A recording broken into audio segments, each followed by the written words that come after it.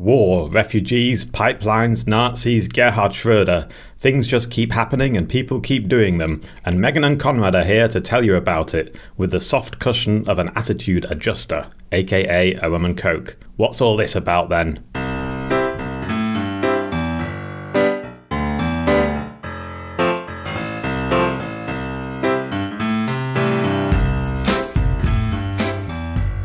Hello everyone, it's a new Megacan. I'm Megan. I'm here with ex-Berliner Magazine and Konrad Werner. Hello. Hello. How are you? I'm great. Are you sure? Well, it is very sunny outside, so that's nice. The weather is lovely. Yeah. Although I did read something, there's always bad news with the weather. No, Okay. sorry. Okay, We're going to bookend this episode with some positives. Okay. And one of them is going to be the weather. Yes. And yeah, I'm sure we're all aware. I was thinking about this yesterday, that even the weather is no longer like apolitical. No.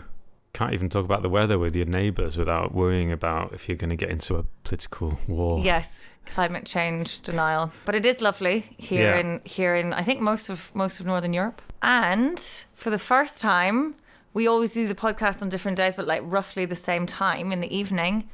Daylight coming up your stairs. Oh, yeah. Quite excited about that. And the clocks haven't even gone back.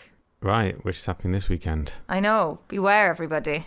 Mind you, now everything happens digitally.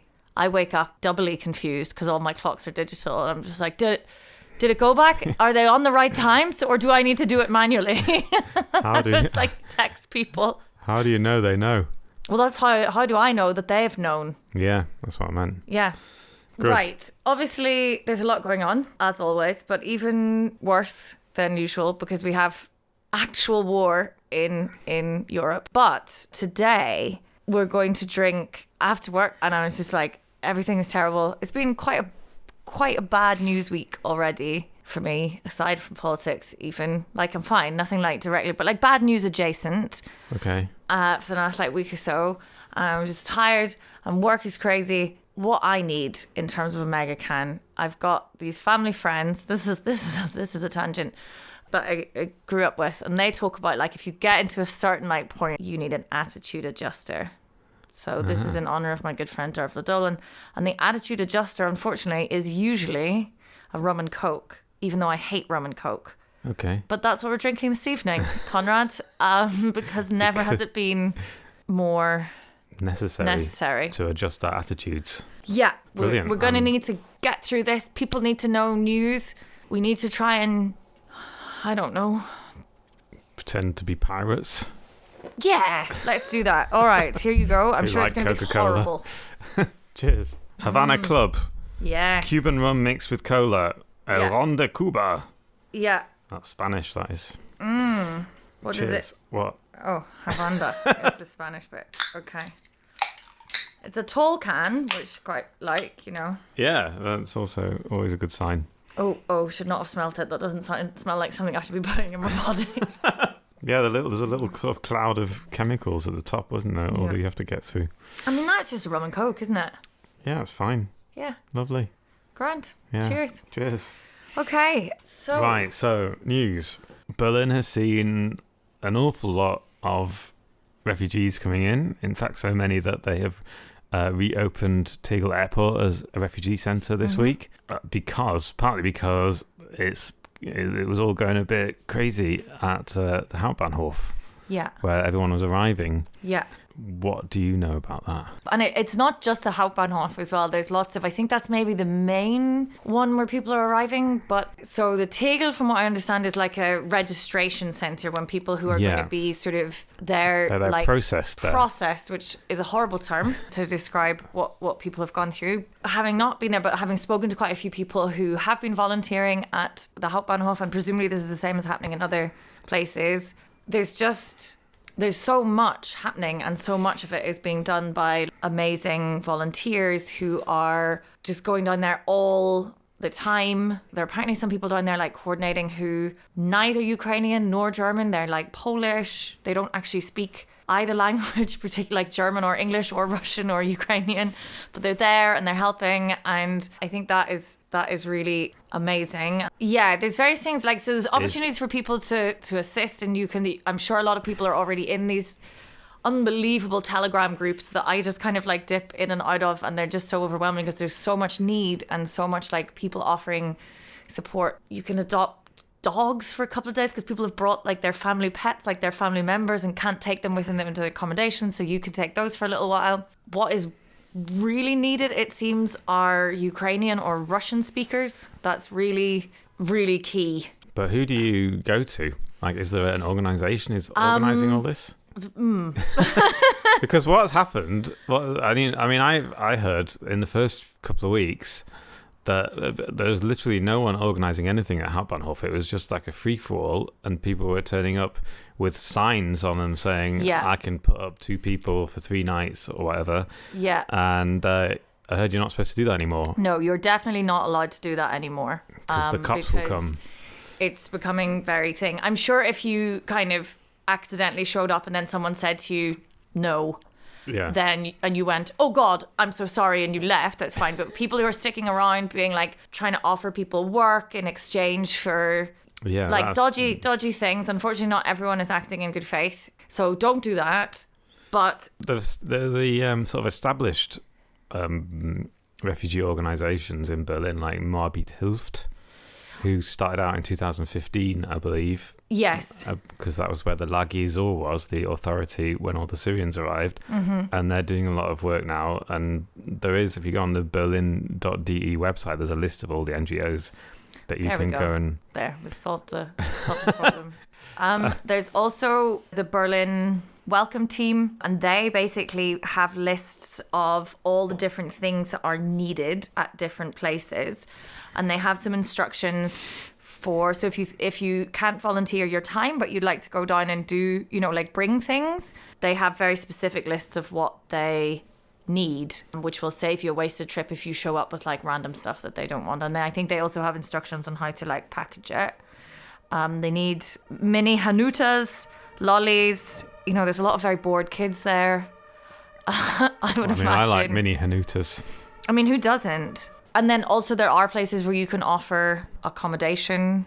Still, presumably that'll be listed on the berlin.de. Yeah, definitely. If you happen to speak Russian and you have some time, that seems to be sort of not obviously the only thing that people are needing, but it's definitely, I think, one of the key things. Because what's happening there is like people are literally arriving off the trains, and then, from what I understand, volunteers are kind of meeting them and trying to work out where these people want to go. Like, do you have an idea where you want to go? And if they're like, I don't know, quite a few people already know. Berlin is apparently not taking any more refugees, but one of the things that's been criticised is there's not very much communication between the Bundesländer. Obviously, it's like a huge thing that's just had to happen as a crisis, which communication's bad. And also probably because of the lines of German communication, which... It's like faxing people. Like, I don't know. It doesn't surprise me that these are not like centralized. I think just because of the federal system, and it's all just like this. Well, there's have you heard of the Schlüssel? There's supposed to be a key to how these things are distributed. No, I have not heard according about to Where's my rum? If you're going to explain something to me, I need my rum in my hand.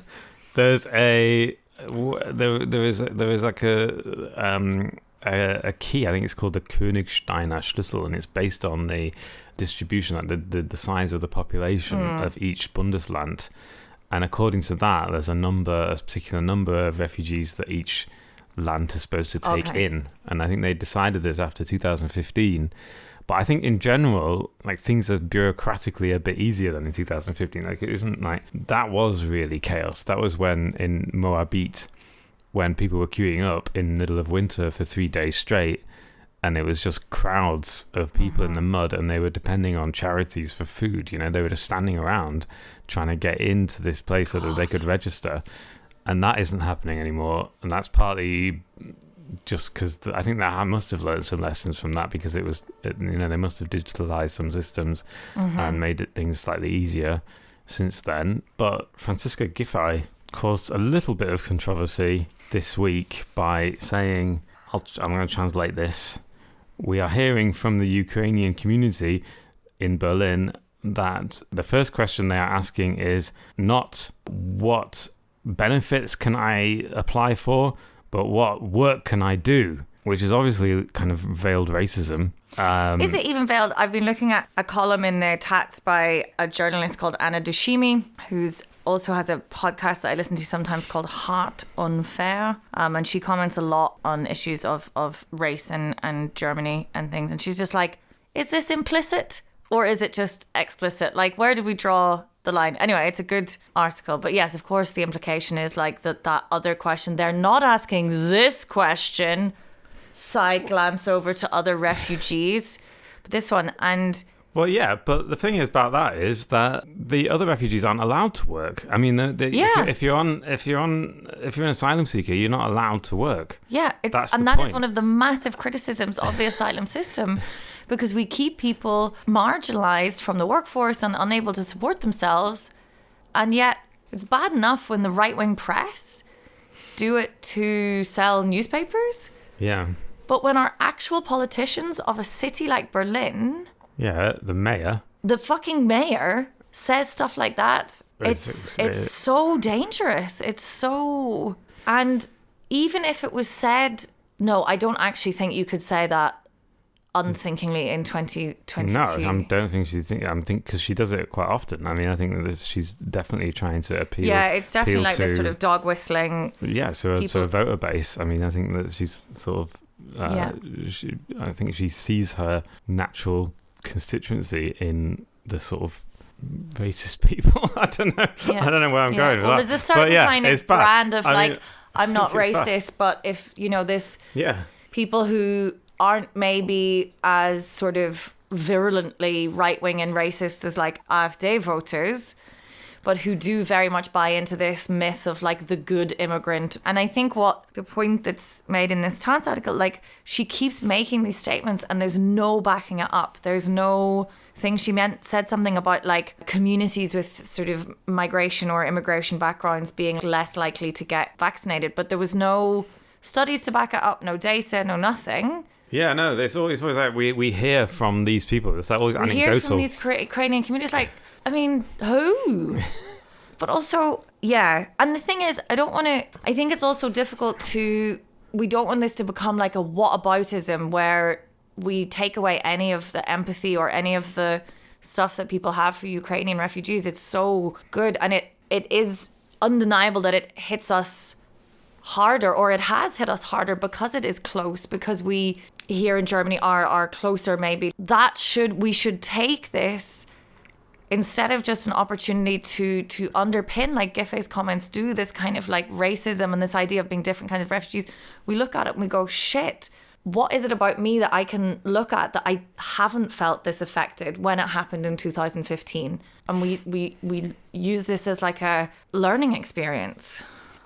And like some of the stories that I've talked a lot about the people volunteering at the train stations, and I don't want to give the opinion like they're actually the real amazing, valiant heroes of the piece are the people who are arriving there and are just a story of a mum. And I don't want to, because this is kind of anecdotal and I don't want to tell anyone's story, but she apparently doesn't have a driving license, packed up her car with her 2 sons, just drove, has to leave her partner there.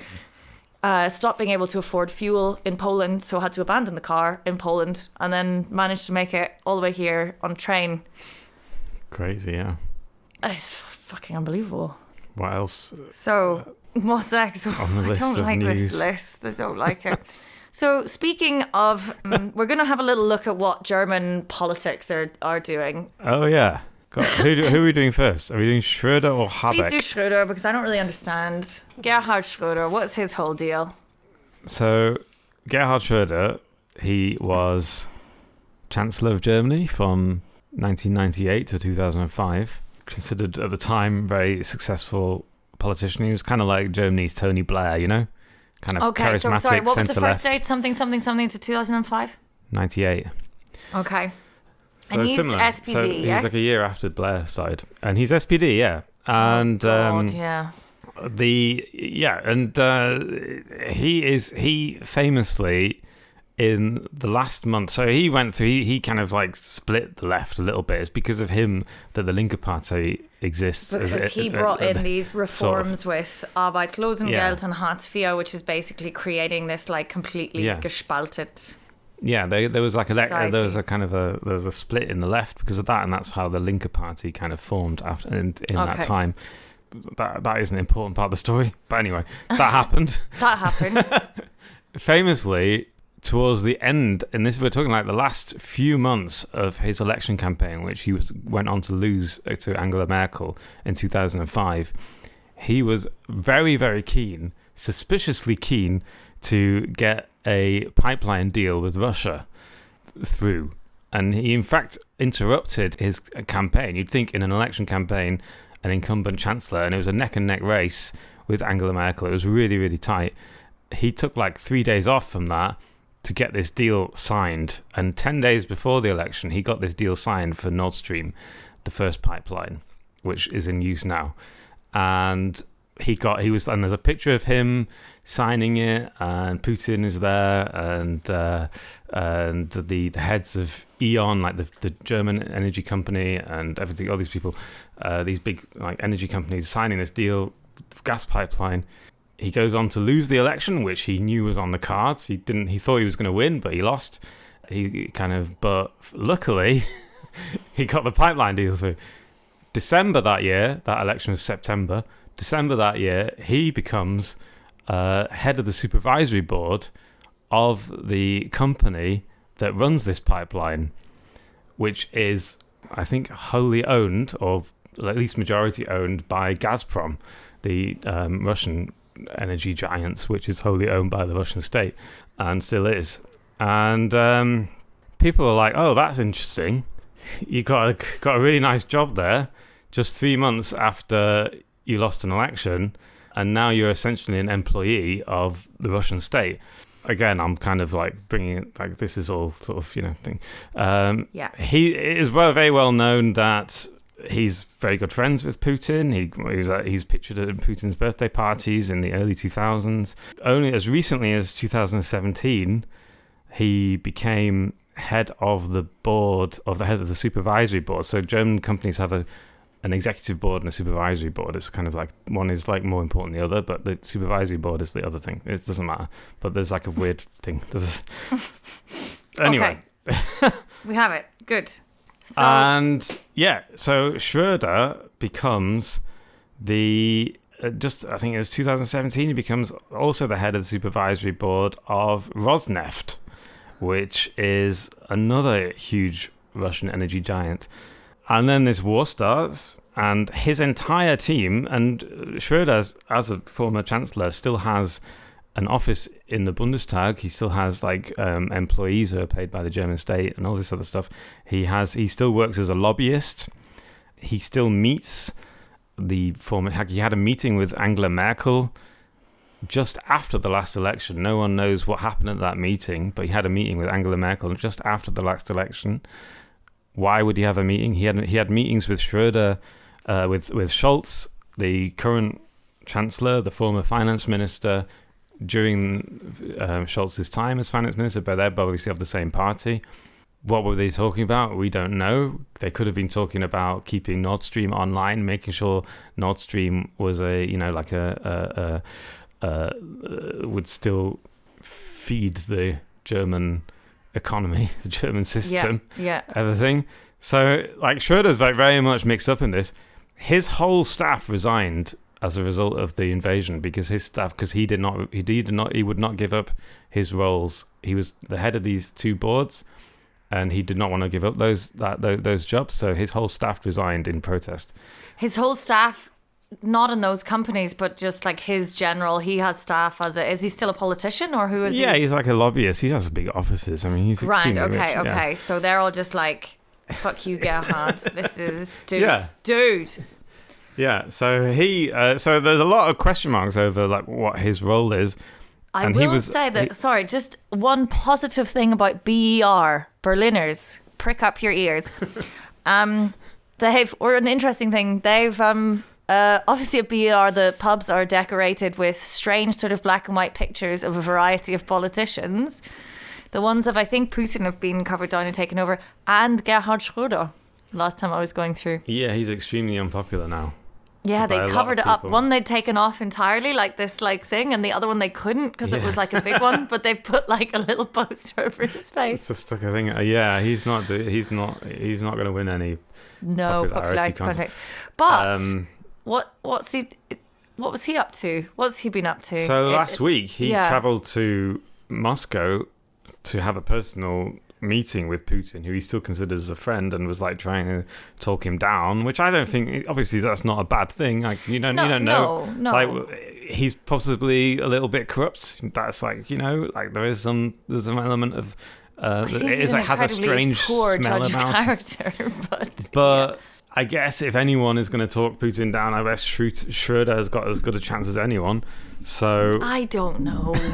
I really anyway, don't know. It doesn't seem to have done much. There was a very funny picture that Schroeder's wife Kim posted on Instagram of herself praying in front of the hotel window overlooking the Kremlin.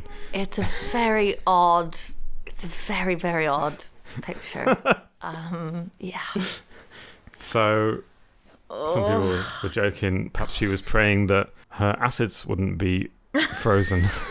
But anyway. Please, God, I've married this idiot for his sexy Russian money, and now we're going to lose it. Damn it. I don't know. Sorry, I don't want to put words in another woman's head, but it's a very strange thing to have posted on Instagram. Right. Not even just, it's just the whole vibe of it is odd. And you could, it's a meme waiting to happen. Well, we don't know what was said at that meeting either, obviously. But we do know that since the war hasn't ended, that it possibly wasn't as successful as we might have hoped. Okay, great. And funnily enough, the SPD, like there are politicians in the SPD that want to throw him out of the SPD now. And there's but it's very, I don't think that's going to happen. But there are people who want to throw him out of the SPD entirely, and it's very difficult to throw someone out of a party. Yeah. Yeah, so that's all happened. Okay. Questions? Yeah. So obviously, what's in the news a lot is energy, gas, oil, gas mainly, I think. And we're not going to have Nord Stream 2 because finally everyone's realised, hang on a second. But a lot of the criticisms being leveled at Germany are like, you're not putting like an embargo, or I don't know if embargo is the technical term, but like you're still not saying no to like Russian gas supplies and stuff like that. And from what I understand, we've now got Baerbock and Habeck in their role as like foreign minister and economy? Yes. I was like, oh, who's the finance minister? And then I remembered, oh God. They're kind of now having to be like in this difficult position as Green politicians, would we say, like, because... Yeah, I mean, when the Green Party, when they came to power, they were very much talking about how are we going to transition to green renewable energy sources, how are we going to do this and that. And now Robert Habeck has gone on an emergency trolley dash through the Middle East, particularly the UAE and Qatar, going, actually, would you mind if we bought a lot of gas from Lads, you happen to be further down the list of problematic, like in the Venn diagram of people with oil and people who are deeply problematic. You've shifted slightly within that inner circle, so can I come and meet with you? Fucking hell. Yeah, so he's been on and that is not probably what he was expecting to do as a Green Party economy minister of Germany. To be fair, the Emirates are also investing heavily in something called green hydrogen, which is another energy source that is produced from renewable sources, so he's very keen on that. But right now, the problem is that Germany is heavily dependent on Russian gas, particularly gas, which runs all our heatings. Yeah. And you might have noticed it is pretty chilly in Berlin in the winter. And at the moment, as things stand, we don't know exactly how we're going to heat all our homes in next winter. Yeah, so we're going to have to buy gas. There are no pipelines going here from the Middle East, though, so it would have to come by ship. There have to be special terminals that have to be built there. Otherwise, we have to buy it from third countries, which is also makes it more expensive. Like, we would have to buy it from countries that do have pipelines to those countries. So so that is quite awkward for him. This time last year, Annalena Baerbock was calling for the Qatar World Cup to be, cancelled or boycotted. As potentially it should be. I don't know. There's a lot of the people who are building those stadiums are sort of indentured slaves. Yeah. And a lot of people have brought that up. Anyway, what they're not doing, what the country of Qatar are not doing, is starting a war. And those countries... I mean... Oh, God. Okay. Maybe we're just done with gas. I know gas is better than oil, though. Maybe we just need to change everything very quickly to renewables. Yeah, I mean, we do want to do that. I think we want to do that anyway. And if we have to have one really cold winter, then it'll make us have even more fucking empathy with people in Mariupol who've been in the fucking snow with nothing for weeks. I mean, it won't be that bad. It won't be as bad. There'll be contingency plans, and Germany's a very rich country, and there'll be some way of buying a lot of energy somewhere. I mean, we're just so ridiculously privileged here. Yes. That even there are all kinds of problems that are being caused by this war, like food security is a massive issue, but Germany, as things stand, is always going to be able to buy itself out of that, which you can't say for a lot of other countries. Like, a lot of African countries are wholly dependent on Ukrainian wheat, for example, and if the wheat crop fails, if for some reason they can't get those for exports. for some reason well, we're going to expect these fucking people to feed us after they go through all of this, and then harvest's going to come and we're going to get to it, Ukraine. Oh God! God, that's terrifying. So Germany's not going to have a massive problem, and even if there was, there are contingency plans. They would shut down companies first before they shut down people's homes.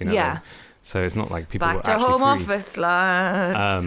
A bit like with the coronavirus. Well, this is the thing. It has shown us that we can be, even in Germany, a little bit flexible. I don't know. I feel am I just clutching at straws here? I'm like, maybe this is an option. Oh God, I don't know. So that's the energy crisis that is coming up. Okay. So we've done Schroeder, we've done Habeck, racist Giffy, Baerbock, we've done racist Giffy. The next thing on the list is to talk about how the AfD and other associated neo-Nazis are responding to they're very the war. This is quite interesting because they're a bit confused now, because the AfD and the neo-Nazis? Are we separating the two? Hashtag not all AfD members. But really? How's your Megacan, by the way? Enjoying it very much. Just starting to kick in. So this now. is if you do actually quite like Rum and Coke, or you need an attitude adjustment. This will, I mean, it's not adjusting my attitude, but I feel like it's leveling it out, because obviously we're talking about awful things. Yeah. It's sort of keeping me cushioning your attitude. Equilibrium. I don't know. But maybe if you were just doing the drinking and maybe listening to some music before you go out, and that's why you needed an attitude adjustment just to take you to the next level, this would be good. Havana Club, it's in a sort of a matte can, Cuban rum mixed with cola. Can recommend it. Is that they the end put the calories on this can? Well, yeah, I thought they were legally obliged to. In a year of a week of horrendous news, so it's per 100 mils is 87 calories. It's less than 300 calories. That's not bad. There you go. I don't think, is it? They should market it as a diet drink. Possibly. Anyway, sorry for that little good aside, but I feel like I needed it before we talk about. So, why are they conflicted? Well, because the AfD's a lot of its rhetoric leading up to this invasion has been pretty pro-Putin. And they were always like, and a lot of like the far right generally across Europe have been always kind of anti-NATO, anti-EU, and they've always been, saying, oh, NATO is the aggressor and all this other stuff. So the far right has had that attitude, but in this situation, you can't really be that pro-Putin. I mean, there's not really a moral pro-Putin position at the moment, and even the AfD sort of recognised that. And in the first few days of the invasion, they were still sort of saying, oh, NATO provoked this, blah, blah, blah, blah. That's so weird, because I have to say, and obviously this is very, because I ended up at a couple of sort of, not accidentally, but I wanted to go to a rally, in the first few days, and I looked up what was happening that evening, and I ended up being at a few ones that were organised by Die Linke. And there was definitely not from the people who were speaking. They were very clear, in the past, we have sort of been more, open to the thing. This is to Russia and taking their thing aside into account, as well as the West. This is unacceptable. And so that was the speakers. But there were definitely in the crowd, a few hardcore people that were, really blaming NATO for this. Were saying things like, neither Washington nor Moscow. That seems to be a bit of a... And yeah, I mean, a lot of interesting and complex place. The AfD and the Linke share a kind of, especially in East Germany, they do share a voter base which has some affinity to Russia, because they're people who learned Russian, and there was certain so their especially their older voter base is quite kind of culturally sympathetic to Russia, and you do still get that in the AfD circles. Meanwhile, though, there's the opposing strain, and this is very strong apparently in the neo-Nazi culture scene. There's a kind of there's very pro-Ukrainian, because there is that Azov battalion, which is like a hardcore far right battalion fighting on the Ukrainian side. So there have been a handful of neo-Nazis who wanted to go and fight and, as they put it, defend Europe, and the Azov battalion, from what I understand, has been this very small but quite vocal kind of thing amongst the sort of Ukrainian national sort of movement. But anyway, so a lot of but also, these... do you think it's a historical thing with Nazis? It's the Eastern Front.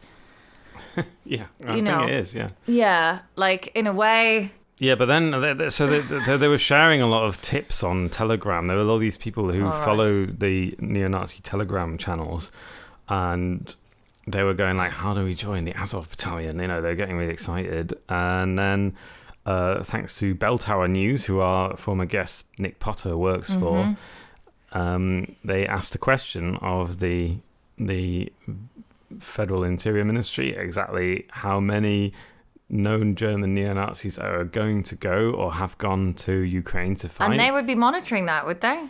Yeah, I mean, they have, because they're neo-Nazis, so they would have, they would, through the Verfassungsschutz, they would keep tabs on those people. Okay. And it turns out that there are 27 people who are thinking about it. Oh, Jesus. And it said a low one-figure sum... That was how the Interior Ministry put it. A low one-figure sum. Less than 10. Well, less than 5 is a low one-figure sum. It's not even a high one-figure sum. Less than 5 of people have actually gone to Ukraine to fight, of all these neo-Nazis. So very few. So I think, as romantic as it might sound for those people to go and fight in the East, the Nazis you did 80 years ago, they actually don't really feel like doing it. We'd rather talk about tips on Telegram. Yeah, this does not surprise me. Things like that. These are not correct. Oh, frickin' hell. Okay. Yeah, so that's just a little précis there. I kind of summed it up very simplistically, I think, in the last 45 minutes, but it'll just have to do, frankly. That's fine. It's hard. It's now dark. It's dark now. It's still technically sort of, I mean, I know it's technically spring, but it's still cold in the evenings. Yeah. Not for long, though. Megacan, it's not for long. Remember, everyone. It's a heat wave. Check coming. if your clocks are tricking you on Sunday morning. Yeah. Yeah, I guess. Is there a positive to finish on? Not really. It's terrible. But I will say, like I was saying, the outpouring of support for, and yes, of course, we have to like critique, rather than critique our now kind of support, I think, for Ukrainians, like look back in the past and say, okay, like we could have done better there. Like we all could have, probably, or not everybody, but like a lot of us could have done better. And how do we remember this going forward?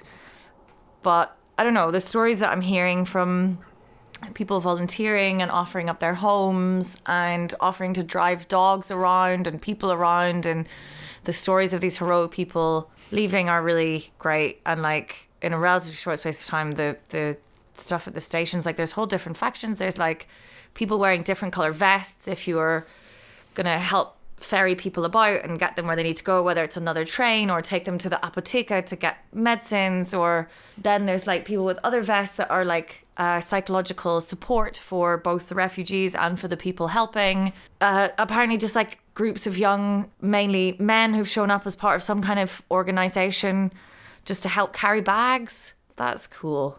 Even if society is collapsing around us, we might have these moments, but we should probably also send loads of guns. I don't know. That's the thing we haven't spoken about. Maybe next time we'll talk about how many guns we're sending. Okay. Great. Well, thank you very much. Thank you for listening. Thanks very much. And have a good weekend. Take care of yourself. Goodbye. Bye. Thanks for the news, Conrad, I think. You're welcome. Hope it was clear. It was. It's always nice to get it from you. I'm a sort of friendly face of the news. You are. Yeah. Okay. Yeah. Good. All right. Good night, everybody. Bye.